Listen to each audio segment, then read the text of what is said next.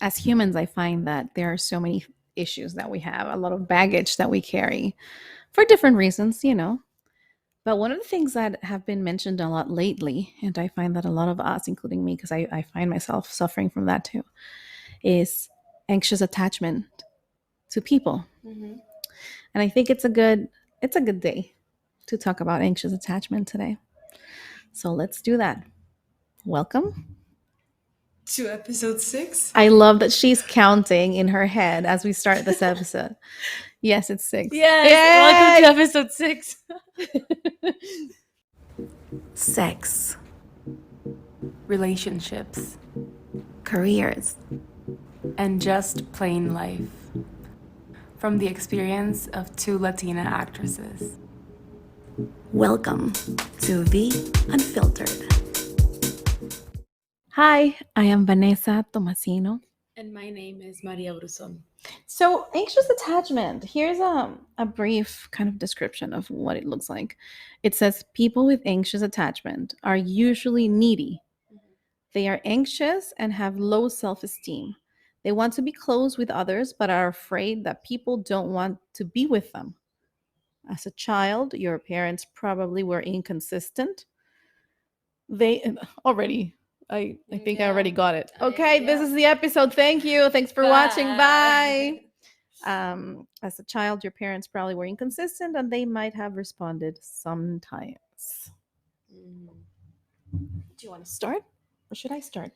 Um, I think we that and everyone can relate to the definition at some point in their lives or at some level. Um, I can definitely relate to to what you just read because I know and I identified thanks to TikTok that I do have anxious attachment. And sometimes I also discovered that anxious attachment can be it can be portrayed in like different things. One of Hmm. those things, um, behaviors. I mean, one of those behaviors is when you try to put up like like little fights just to see if if that significant other is gonna care enough to Mm-hmm. give you the reassurance that you want. And that's me literally 80% of the time in my relationship. Really? Yeah. And my boyfriend is he's great, he's very patient. And um the other day I actually recorded a TikTok about it and I never posted it because I don't know like if I should. But I do have this like these little moments where I'm like, does he care enough to Mm-hmm. show me he loves me even if I put up a fight? Ah, Yeah. I understand because I do the same. It's almost like you test It's like a little tests, a little little. test Yeah. to see if this person is really ready to go the way. But here's the thing. I mean, I'm not proud of it. It's just something that I can't control most of the time. No, I think it's not something that we are very happy to have as a tool, and there are a skill in our Hmm. toolbox. But we do have it, and like let's just discuss about our upbringings because I think it has a lot to do with our Of childhood. course, of course. But you and I come from a different generation. We have different parents. We're not siblings, just in case we were sisters. Just by sisters, heart sisters. We don't have the same family, different generation, different experiences, and yet we both suffer from anxious attachment. Hmm. What is it that you think that was that one factor or the factors in your childhood that maybe made you anxious? I mean, I can't complain. I've had a great life. And I'm very, very privileged to have a lot of things that most of the people in our country don't have. Mm-hmm. So I Mm-hmm. wanted to start off by saying that and like that as a little disclaimer, I guess. Mm-hmm. But my mom was a single mom up until I was 7 years old when she married my dad. But I've known my dad for most of my life. Obviously, they met when I was 3, so I I've known him for 24 years, and he's my dad. He's the one who raised me. But obviously, like, I feel like subconsciously, like, knowing that my biological father didn't want me and he wasn't there, it's just like, it's not about my dad, my stepdad, who I call my dad. It's not about my dad. It's about knowing that my blood didn't want me. It's something, it fucks you up to some level, I guess. And I've never had the curiosity to like meet him or anything or talk to him. Like, never ever. Like, my dad is my dad, and I feel like that would be almost disrespectful to my dad to like want to get in touch with my biological father. But that's beyond the point. The point is, like, then my parents got a divorce when I was 18. So I guess just the dynamic in my family, it was weird. It was not like traumatizing Mm-hmm. or anything. It was just like, I never had I no one never set the example for me of what a healthy marriage looks like, or like what a healthy relationship looks like. So since I had to like figure that out myself in my relationships, it's been harder. So I don't really know how to identify like certain behaviors from men, if that's a good sign or a bad sign. And Mm-hmm. that's where, I react anxiously, Mm-hmm. just to see if they care enough to like stay. Because for me, I'm It's sorry, I'm sorry. mm-hmm. No, For it's okay. me, I've had this like pattern that everyone leaves, Yeah, you know? abandonment. Yeah. And like I said, I love my dad. He's been the most amazing dad.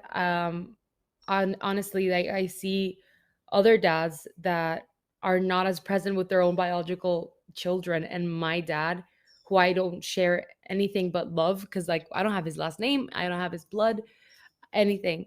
Mm-hmm. He is amazing, and I love him so much, but it's just something like psychological, it's pathological, like, I can't explain it. It's funny how when it comes down to blood relations, we feel so rejected by the people that gave us life. Hmm. When you think about it, we should feel better if somebody who's not related to us wants to be in our Hmm. lives, because that's really unconditional love. They have chosen to Hmm. love us Yes. despite the fact that they're not biologically our parents. So it says a lot about them choosing to love you. Hmm. But for some reason, we are so damaged by a rejection from a relative, especially parents who, mom, dad, biological. Hmm.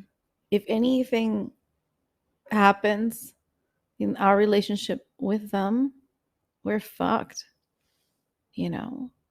And then all these wonderful people come to us to want to be our parents willingly and voluntarily, be like, I want to Hmm. love you. And we're like, yes, I love you too. But it still hurts that your biological parents, some of them chose not to be in our lives. I've always found that fascinating. Maybe because, like, at least in our society, like, they tell you that family is everything, and family goes above everything and anything, and that there's nothing more important than family. So if that's so ingrained Mm-hmm. in our society, then obviously, if your own parent doesn't want you, it's like, It's it's hurtful. Do hurtful. you think it's only our society though? Because I No, do, I mean, yeah. I want to talk. Like in the Yeah. as our society in general right now, Yeah. contemporary society. I Hmm. agree, because it happens in all cultures, right? Like people Hmm. feel rejected. But one of the things the definition said was inconsistency too in behaviors, right? Hmm. And it's not only like you said, which I think it's super important, which is we don't have role models of what a healthy relationship looks like.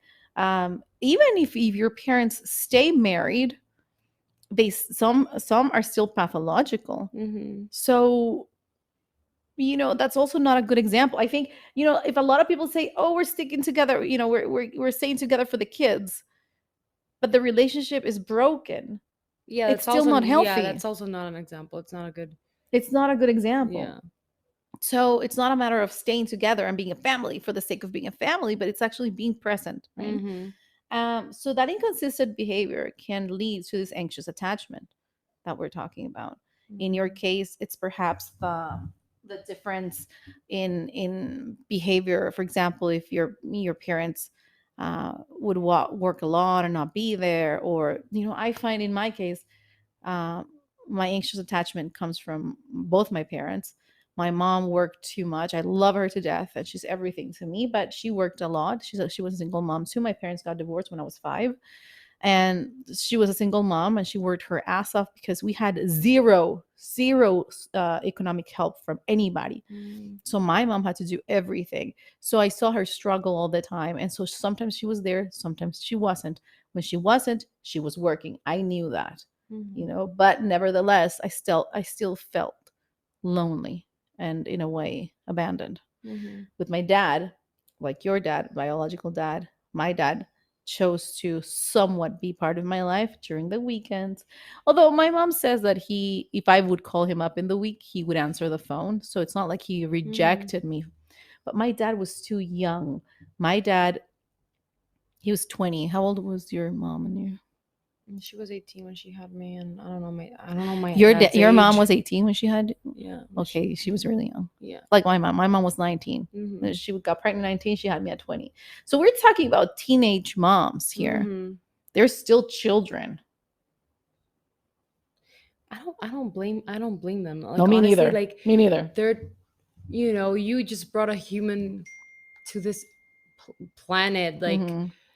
Like they could barely take care of themselves, and they're taking care of another human. Like, I understand. Mm-hmm. Um so that's when I think about like this generation, how like everyone's so hesitant about having babies and Yeah. becoming parents. And then we have the older generation saying like, you're so selfish, like I had you when you were 16, when I was 16, and I could take care of myself, and you and your And three how brothers and how did that sisters. work out for you? Exactly. So like what do you want? Like, what do you want? Like, do you want a generation full of trauma, or do you want, Mm-hmm. do you want our generation to like wait a little bit until we can figure some things out and have better, better lives and make better decisions? Like, Mm-hmm.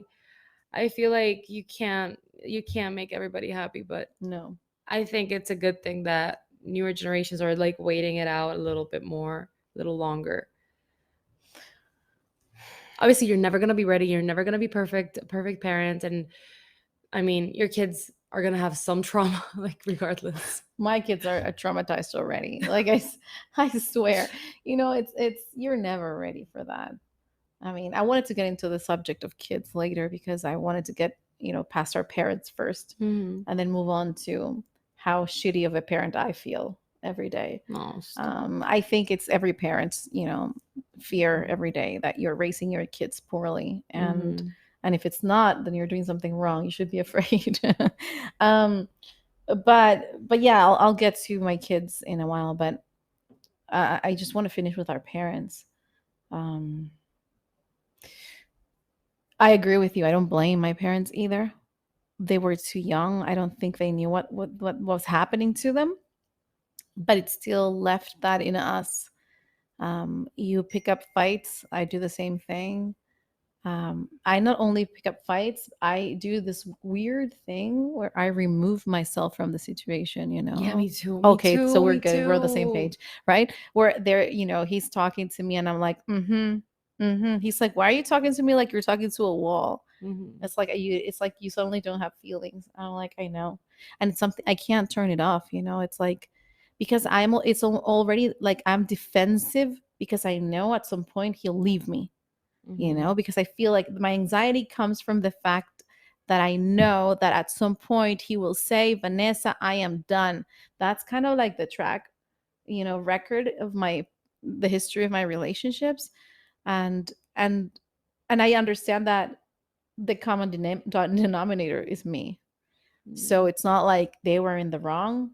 I think I clearly am in the wrong. Because I do that thing that you say you do too, where I test them. I don't fully believe that they love me. I don't quite believe that they will stay. So I'm Mm-hmm. always at a margin. Like it's almost like I believe you at an arm's length. Mm-hmm. Like I let you into my life with conditions. I because that way the moment you leave me, I'll be ready. Mm-hmm. I'll be like, I never needed you in the first place. It's almost like I don't bring down my guard Yeah, it's having our guard up all the time all the to time. not be Hmm. um heartbroken, to not get your heart broken. Do you think there are women who let their guards down, or men? I don't know, whoever. Do you think there are people who let their guards down Yeah, completely? yeah, Yeah, yeah, yeah. I don't know them. I have. Really? Yeah.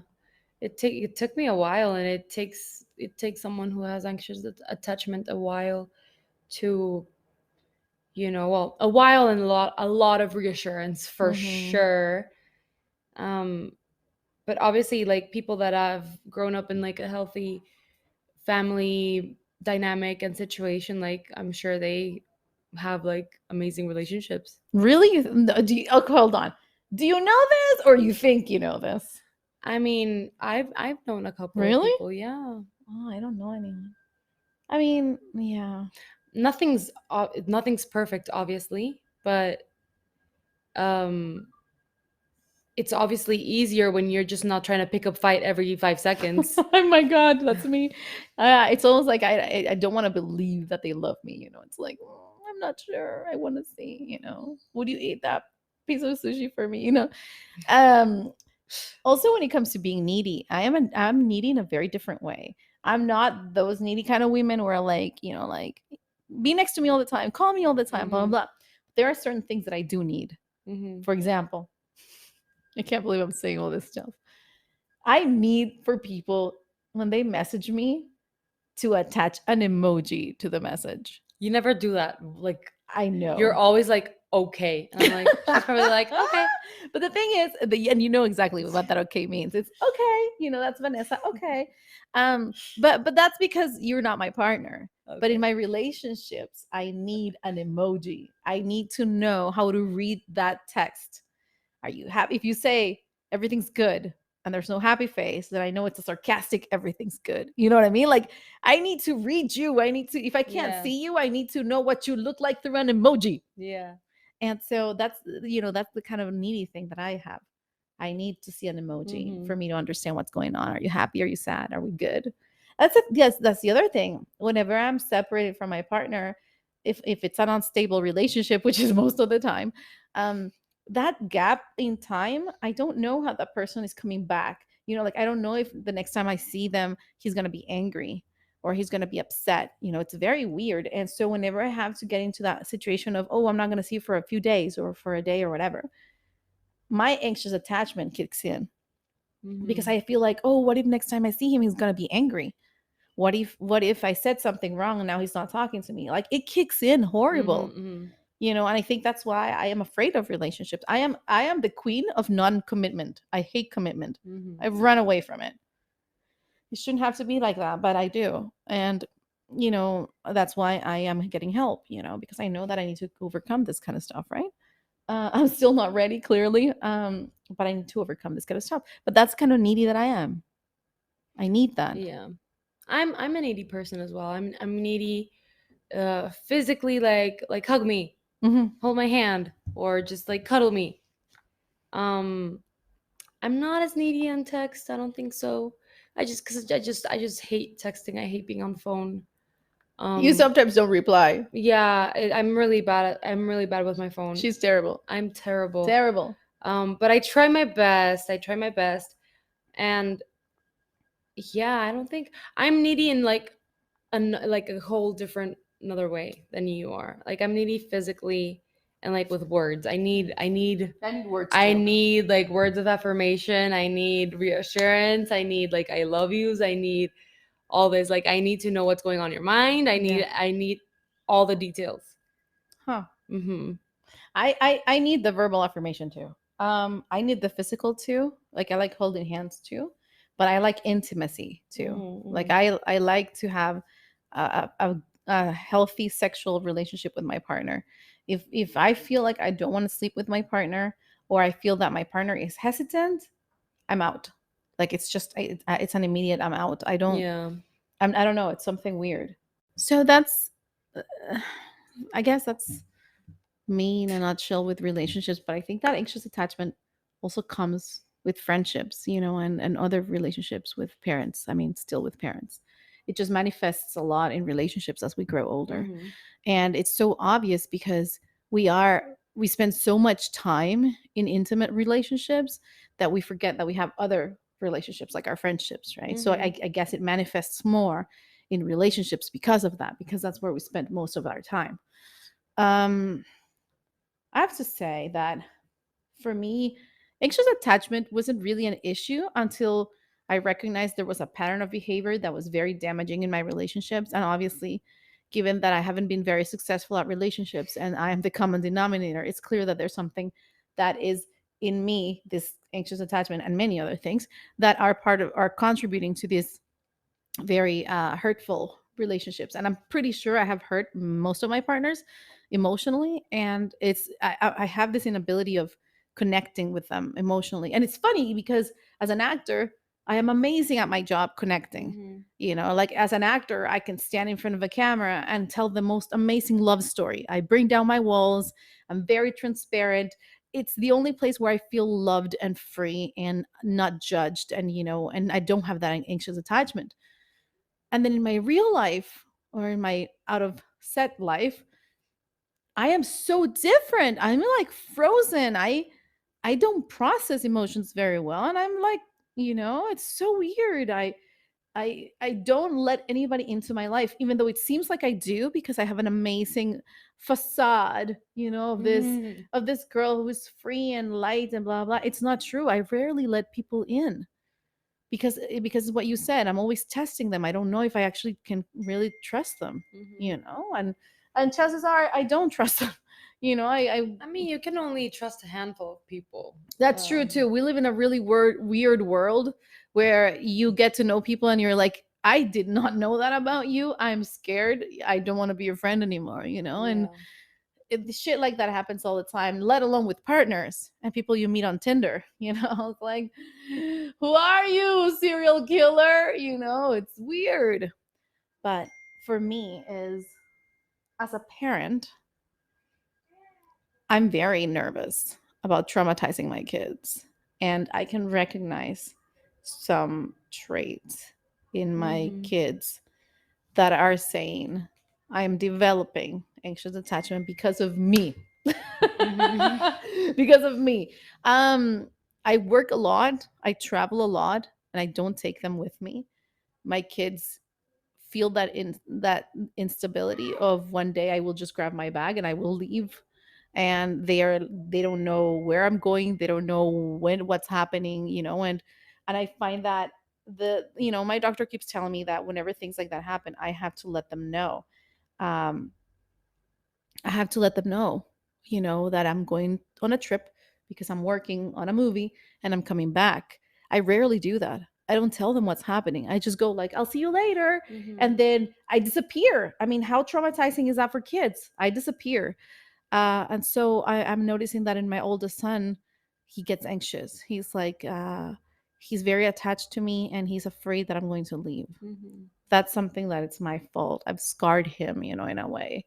And so I'm trying now to be more present and just to show him that he's not going to be abandoned, you know. But I struggle with that because I'm now, when you have kids, it's not just your anxious attachment, is your anxious attachment passing on to your Yeah, you kids. can't repeat patterns. You have to try Oh, mm-hmm, your hardest to like try to break that pattern. That's one of my fears, and we've talked about it with my boyfriend. Like I tell him, mm-hmm, well, one time he told me it's funny. We were like getting into an argument, and he said it's funny because a lot of things that you really don't like about your mom, you're doing it too. mm-hmm. And I mean, Yes. I'm gonna love you regardless, and that's part of his reassurance, which I appreciate so much because he tells me he's gonna love me regardless, but he tells me like you need to work on that because you always say how your mom does this, your mom does that, and how you hate that. But if you don't work on it, because you're doing it like unconsciously, you don't know you're doing it. I do If it. you don't fix that, then you're going to pass it on to your kids, and then guess what? Mm-hmm. Guess how they're going to feel towards you. And I'm like, fuck. So I told him, like, you need to help me to work on those things that that I don't like about my relationship with my mom, so that when the time comes I don't repeat that. Mm-hmm. And even with him, like, he told me, like, sometimes I can like snap Yeah. at him, and I can, like, Yeah. run out of patience. And he's always like, hey, you snapped, and I don't like that. I think that's part of the anxious And I get attachment. so defensive. I'm like, Yeah. no, but like, and he's like, no, you did. Yeah. Like, you can't talk to me that way. And I'm like, fuck, I'm sorry. Yeah. You're And testing him. like, I know, and I know that I do it, like, not knowing that I hurt him.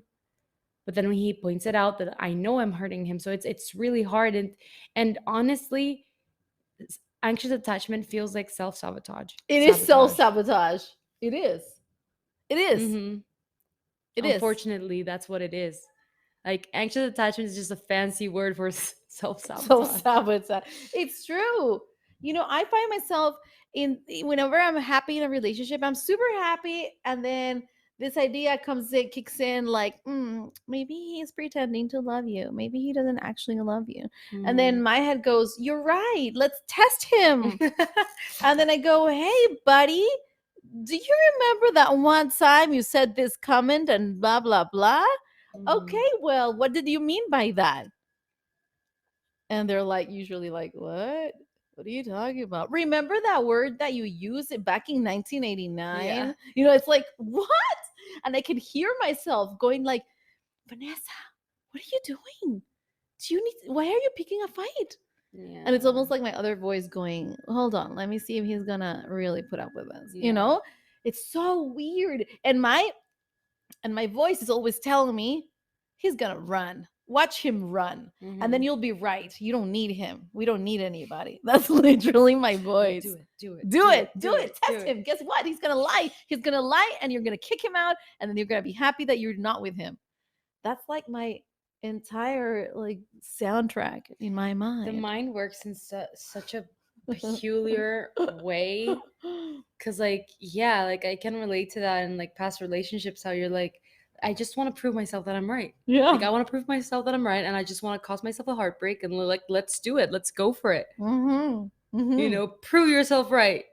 And that's self sabotage. I mean, another thing that I think about is, when is my glow? This is totally ridiculous. Anxious attachment talking to me. It's always like, where is my glow going to end?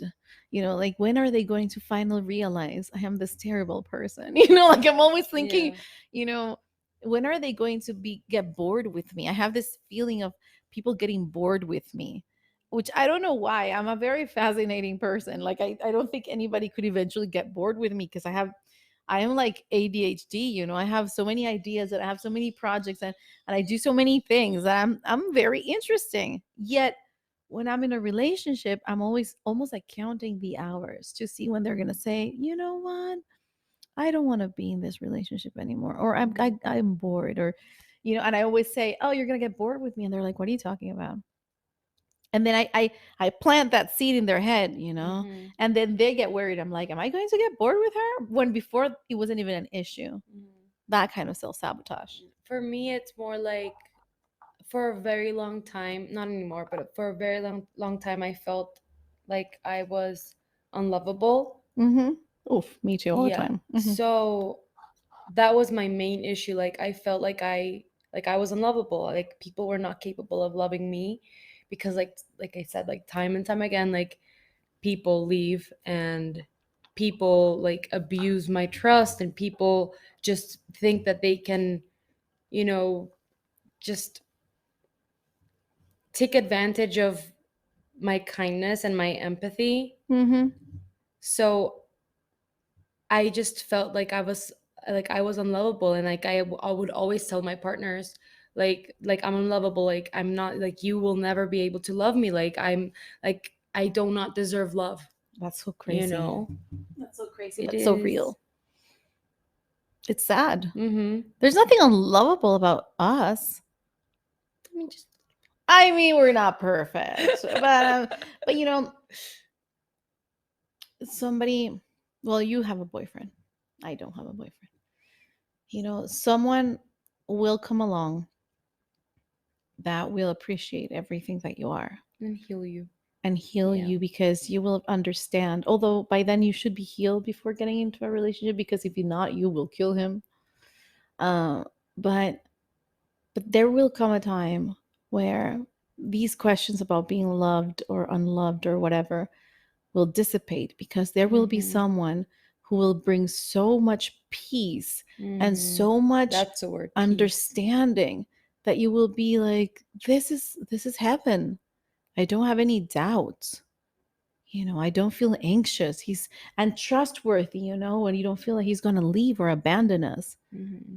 or that he's not going to go with someone else. I mean, cheating has nothing to do with the person. Like, for example, if I cheated on my boyfriend or my imaginary boyfriend, because yeah, if I cheated on my imaginary boyfriend, it has nothing to do with him. It has everything to do with me. Mm-hmm. It's clear that I am looking for some sort of validation in another person that's not my partner. Mm-hmm. So it's not like my partner could say, oh, Vanessa cheated on me because I'm not attractive, or Vanessa cheated on me because she got bored. It's not that.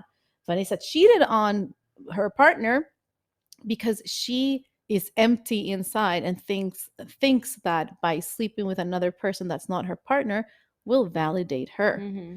That's the reality. That's why when I hear so many people about talk about cheating, I'm always trying to explain, like the victims, obviously saying, he cheated on me, she cheated on me. I'm like, listen, it has nothing to do with you. Your partner was broken. That's why I'm like so against how, I think I've mentioned this in another episode, Mm-hmm. how when celebrities, like a celebrity couple, and the guy cheats on her, and Mm-hmm. everyone on the internet is like, oh, if she gets cheated on and she's a goddess and she's, God, um, what's left for us and like mortals? Mm-hmm. And I'm like, look, it has nothing to do with the woman or the person who was cheated on. It has everything to do with the cheater who's insecure and is trying to look for some validation, like you just said. Like, I'm so against the that way of thinking, that you should feel like bad for the person who's being cheated on. Like no, don't feel bad. No. Obviously it hurts and that's fine, Yeah. but like it has everything to do, and the problem relies on the person who's cheating. Yes, not on the quote unquote victim. The victim usually is a standby. It's somebody Yeah. who's an innocent victim. He or she has nothing to do with the decision of cheating. Mm-hmm. I mean, it's up to us to say whether you're going to stay with that person after cheating. That's a whole different thing, Yeah. and it has a lot to do with self-esteem. But the cheater is usually the one who's struggling in life, and that's why he's cheating, not the victim. And you're right, saying things like, "Oh, poor," in this case, poor Shakira, for example. Yeah. He cheated on her. It's not, no, it's not And poor they Shakira. compare the two women, like, oh, Shakira's so much better than her. Like, it has nothing Nothing to to do. do with Shakira being like No. ugly or old or any of those things. It has everything to do with him Yeah. being looking for something else, and who knows? Like, Yeah. maybe he found it, maybe not. Like, who knows? Yeah, it has nothing to do with who is better, or Mm-hmm. as a matter of fact, I can actually say that maybe he would have gone with anybody, Yeah. because what he was seeking was validation. It didn't matter where it came from. So yeah, you're right. So I think we all have to work on those things. I know I have to work on my anxious attachment in order to get into a healthy relationship. So I'm not there. I'll be single for another 10 years, people. So, Mm-hmm. and that's fine by me. I just need to work on that, because I do think that it's self sabotage, like you said, and no one deserves that in a relationship. No, I know I've worked on my anxious attachment a little bit, but it's a long way to go. Mm-hmm. So And I'm glad we're in this road together. yes. Yeah, we're healing together. If you have any questions for us or any comments regarding your anxious attachment or anything else, you can contact us. You can contact Maria, As MF Bruson, Instagram and TikTok. and you can contact me, Maria. as Vanessa Tomasino, 1N, 1S, all together on TikTok and Instagram. Thank you. And you can also say on Facebook, no, because Vanessa won't reply. I've added that little extra part. Thanks for listening. I hope this was helpful. If it resonates with you that perhaps you have some anxious attachment and didn't know, well, it's a good time to look into it. And we hope to see you next time. Bye. Bye.